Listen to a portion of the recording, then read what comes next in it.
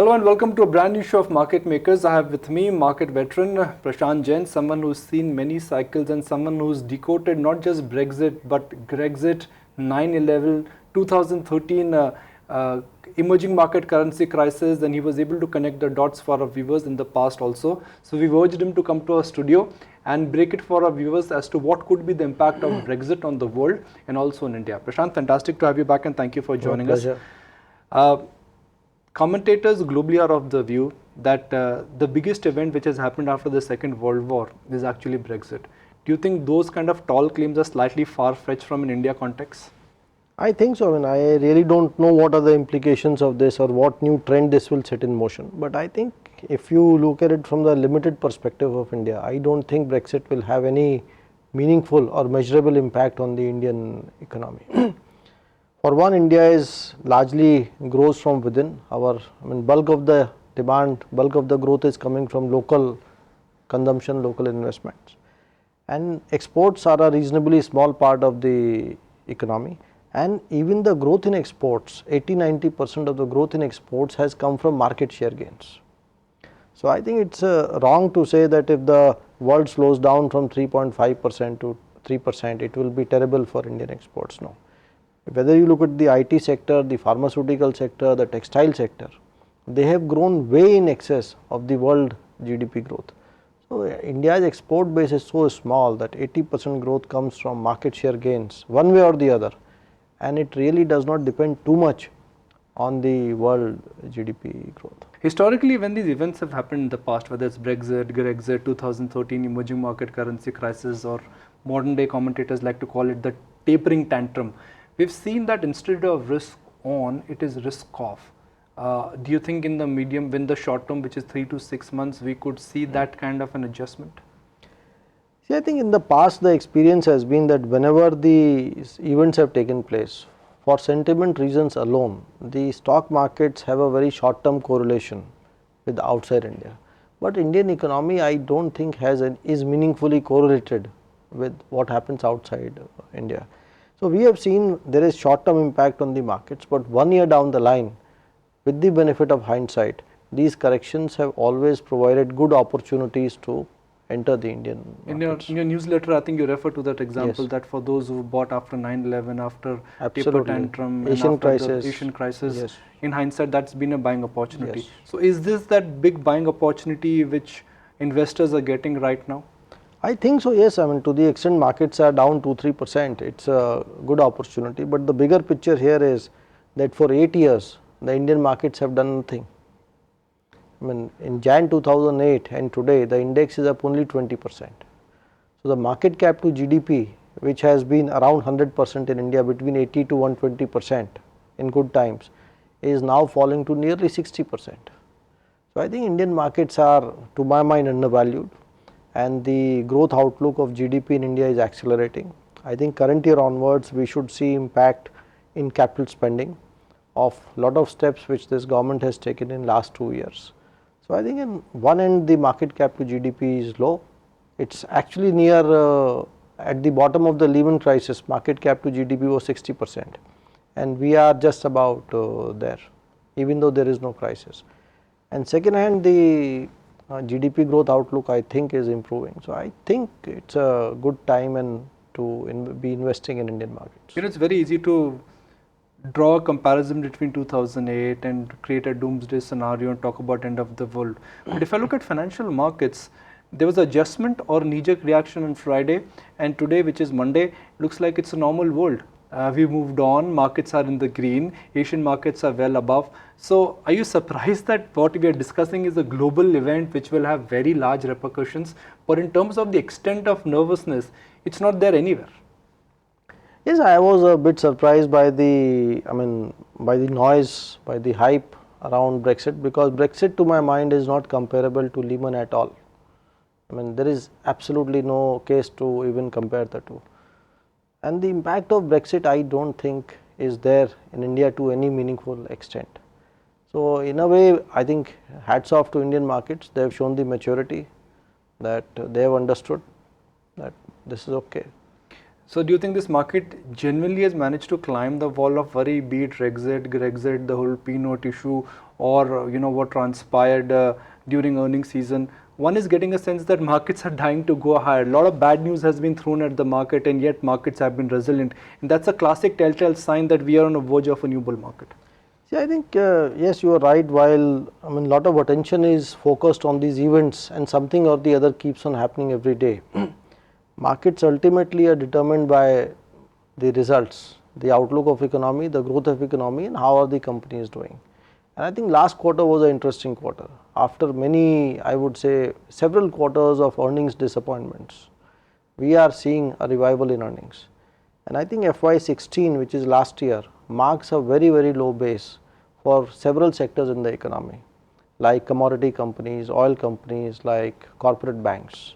Even I would say construction and engineering companies, it is some sort of a bottom.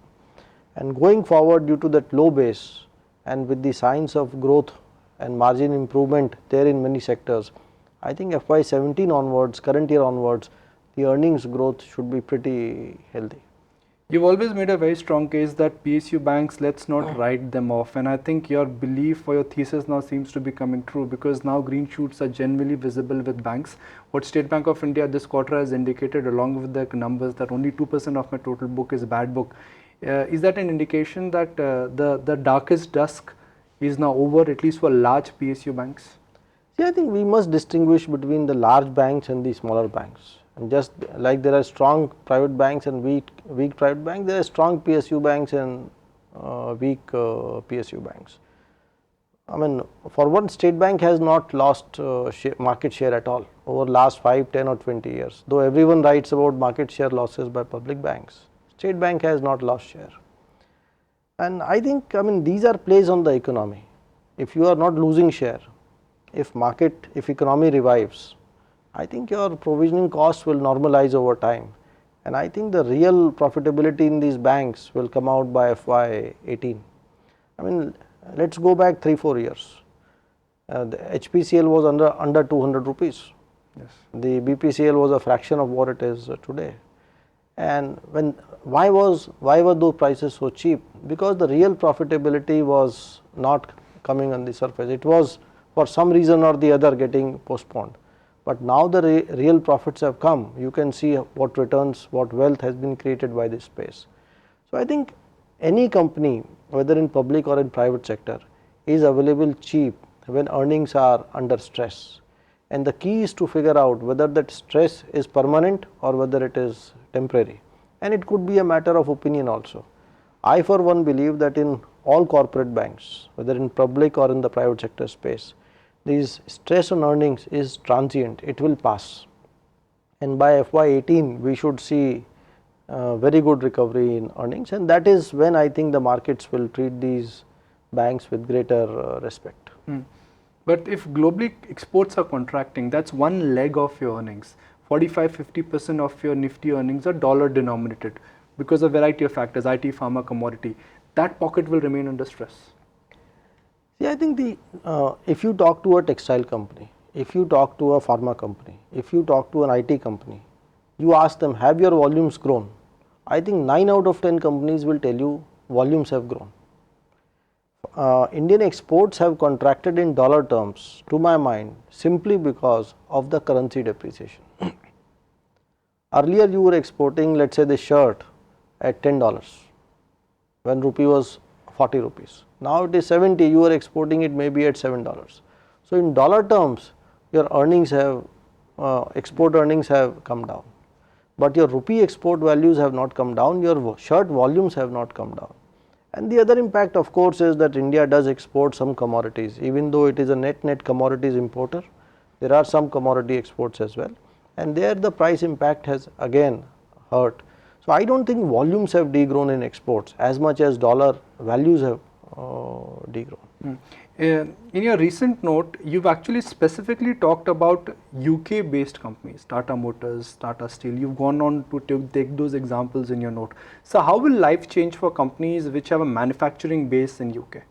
See, I think we spoke about these companies because UK, Brexit is all about UK. So it will change the terms of trade between UK and rest of Europe. and the second impact is the UK pound has depreciated very sharply. Now, if you are manufacturing in UK and exporting to rest of Europe, if there are duties imposed by other countries on imports from UK, it is not good for you. If you are going to bring in component imports as JLR does, it is again not good for you. But the only point we are trying to make is that what these duties will be known after 2 to 3 years, and yes, then it may have some impact. By the time if JLR sets up a plant in a non-UK European country, that impact may be mitigated. But in the near term, the pound has depreciated so sharply that any company which has manufacturing in UK, it will actually aid to your bottom line. So that's all we are trying to say. Yes, it could impact some. Brexit will impact few Indian companies that have presence in UK, but in the near to medium term, even that impact is likely to be positive, with the potential for negative impact in the medium to long term. On various forums, you've argued that the fortunes of the steel sector will change the minute MIP is imposed. MIP has been imposed and looks like MIP on the steel sector is here to stay. So do you think that artificial barrier will ensure that local steel companies or Indian steel companies could really make money now? Are they in that sweet cyclical spot? I think we will see two things. One, yes, in a way, I mean, it's probably artificial is right, but I think it is well justifiable, because India is not the only country in the world which has done this, because India's steel is probably the most competitive in the world, and if prices fall to even below those levels, if you allow free imports, then all you will do is you will kill your industry. And what happened to coal in India? Despite having cheap coal, we were importing coal. If you don't support industry in these bad times, then you will be forced to import steel for a very, very long period of time, which will be really unfortunate. So I think these MIP or some, it may be replaced by anti-dumping duties. These are reasonable steps. I think now going forward, one, the import volume should get substituted with domestic volume. So the volume growth in the current year should be extremely good. And of course, as in the June quarter, we will see what is the impact of MIP, and I think industry will revert to a reasonably good level of healthy margins. For the longest time, you've run a portfolio which is underweight on consumer, underweight on pharma. Some would argue that you were slightly ahead in that call because that hit your performance per se. But now realization has kicked in that there are genuine concerns for valuation concerns and growth concerns for pharma. So now that we could have a good monsoon, pharma, consumer stocks have seen a time-wise correction, is there a case to revisit them, because consumer could make a comeback if the economy also heals? See, one, whenever the cycle is changing, it is better to be early than to be late, because volumes on the way down are many times more than the volumes on the way up. So yes, it does cause pain, but I think over a cycle it adds a lot of value if you are early in the next cycle.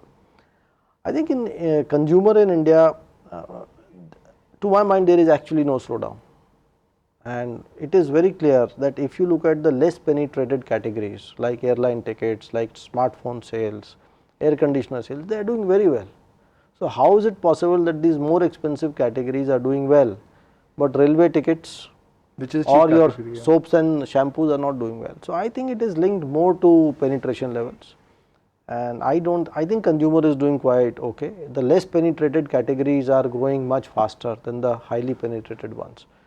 So I don't think I would build in any meaningful revival in volumes in the highly penetrated categories, even if the GDP were to start growing 0.5 or 1% faster.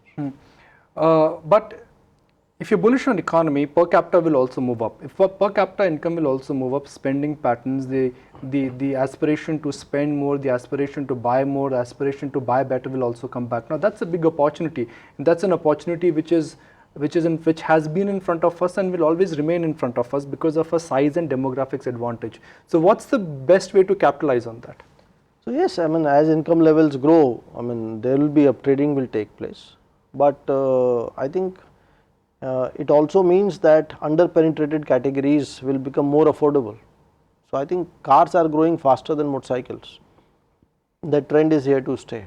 Bikes for last 2 decades have grown faster than bicycles. That trend is again here to stay. So I think yes, so consumer is a secular growth sector in India. Even the highly penetrated categories will grow. they will grow at a slower rate because of premiumization or because of some volume growth. But in my opinion, it does not still add up to justify 50-60 P multiple. So which are the other key under-penetrated categories according to you? I think cars, airline tickets, consumer durables, brown goods, these are amongst the basic consumer staples. I mean, staple by its very name, by its very definition, is a necessity. So those are reasonably penetrated, I would say.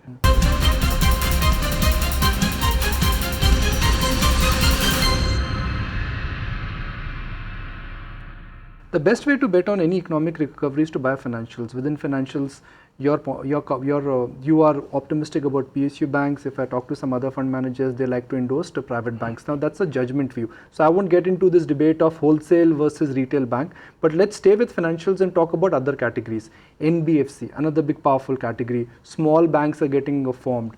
There's disruption within the banking sector. So 3-4 years from now, when we would look back and we would be discussing the banking sector per se, where do you think the eventual winners will come from? See, I think it is not correct to say that I am pro PSU banks. I am pro valuations. Okay.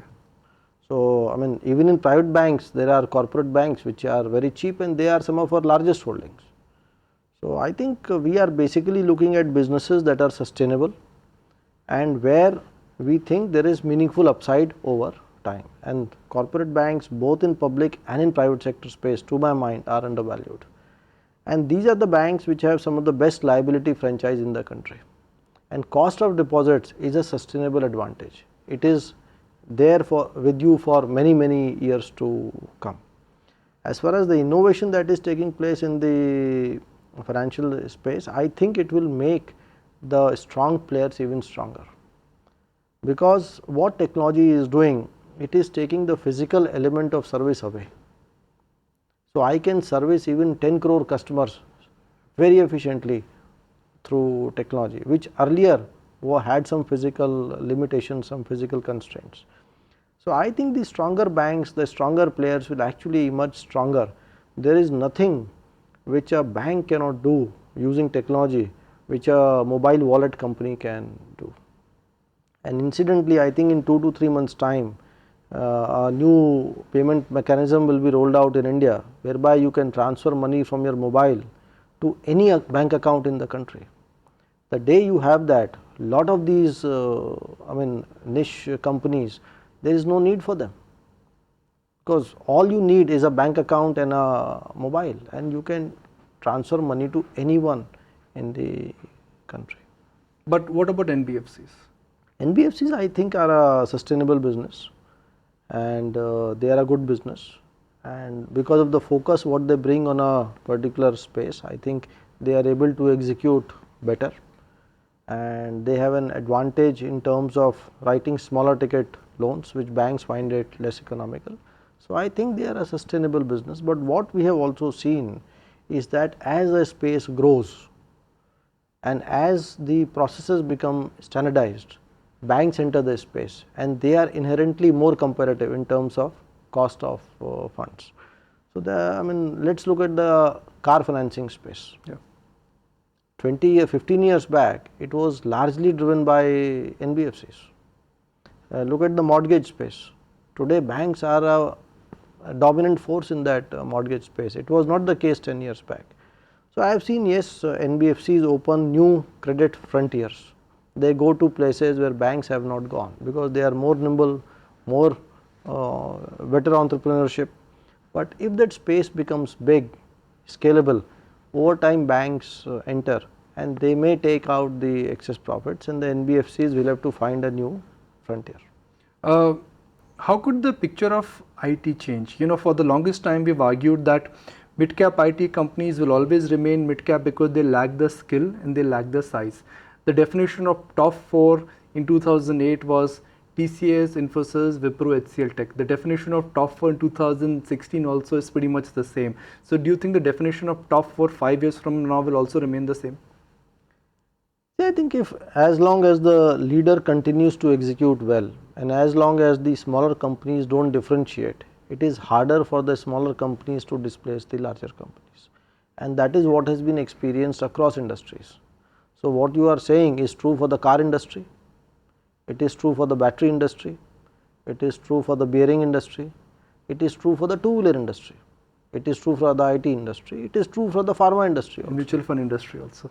Yes. So unless, but if the leaders sleep or become inefficient, or if the smaller companies do something differently, then the league tables can change.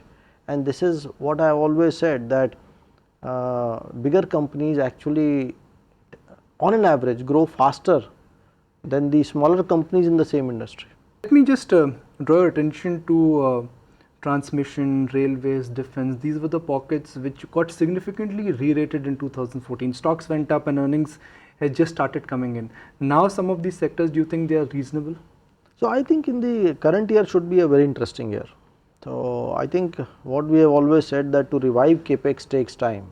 I mean, the processes, the tendering, the site mobilizations, the financial closures, the change of laws wherever needed, all this takes time. But I think now all that hard work has been done, and what we are seeing now is a very quick space of tendering in roads, in railways, in power T&D, in mining, and hopefully in the current, before the end of the year, I think we should see some very large orders coming through even in the defense space.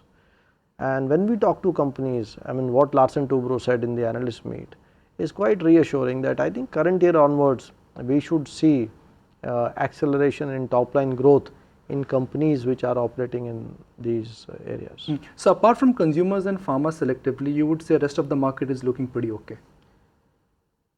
I think even, I mean, yes, I mean, consumer pharma are very sustainable businesses. Let me, I mean, clarify that they are great businesses. But they are not great purchases. That's it. They are expensive. Price is what So you pay, value is what these you get, these companies were trading at 15-20 multiples 6-8 years back. Today they are trading between 40 to 70 multiples. So the case what you're making is that in 2008 when you bought pharma stocks, when you bought consumer names, that time the consumer wheel was low and the infra wheel was high because the JP Associates and the Reliance Capitals of the world, they were trading very high. Now the wheel has reversed, where consumer premiums are at historic high and some of the good cyclical businesses or domestic businesses are historic low. I think you are right. I mean, the definition of good is not constant in the market, it keeps on changing. In 2008, infra companies were more exciting than the consumer companies, and then you could buy these companies at a fraction of the multiples of some of the infra companies. So that was not making sense to us, and that's why we bought some of these companies. And today when we look at the next 3 years, in my opinion, the change in growth, the acceleration in growth in India will come from the capex side, and that is where the earnings are stressed, whether it be the corporate banks or it be the engineering construction companies, and that is where I think there is undervaluation.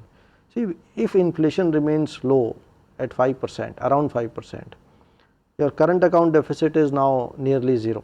FDI is plus 2% of GDP, which means your currency should be reasonably stable. The impact of Brexit on currency has been minimal. So that is because of the underlying strength of the balance of payments of the country. Now, high inflation and sharp currency depreciation were two massive tailwinds for the consumer staples and the pharmaceutical sectors respectively.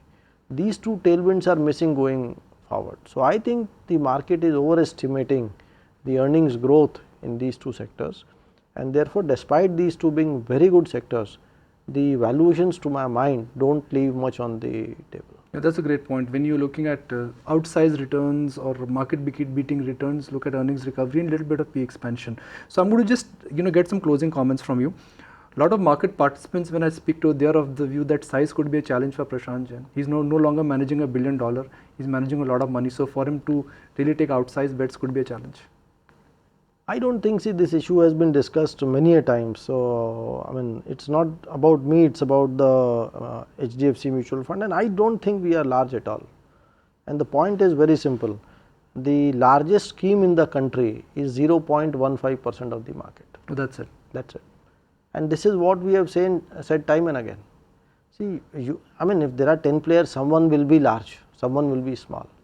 But when does size becomes a constraint? Only when you are large in relation to the market. And I don't think any mutual fund in the country is large. Mutual funds collectively they own what, maybe 3% of the market.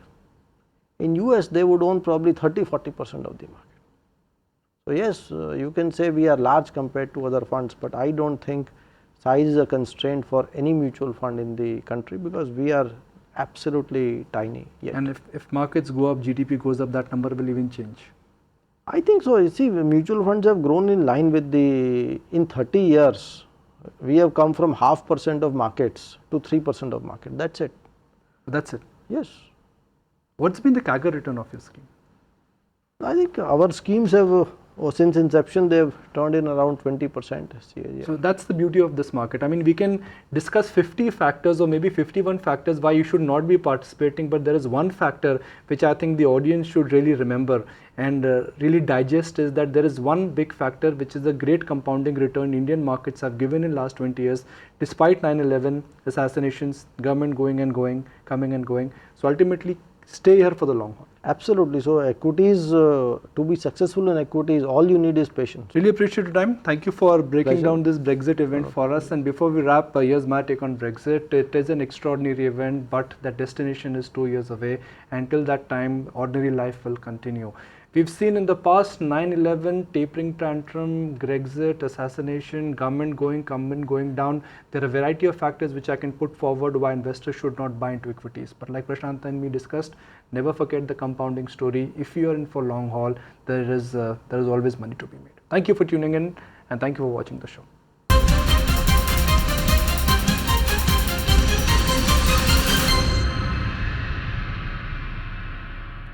Find us on Facebook at facebook.com/etnow, and don't forget to click the like button. You can also follow us on Twitter at etnowlive. To stay updated with all our programming, hit the subscribe button on our YouTube channel by logging on to youtube.com/user/etnow.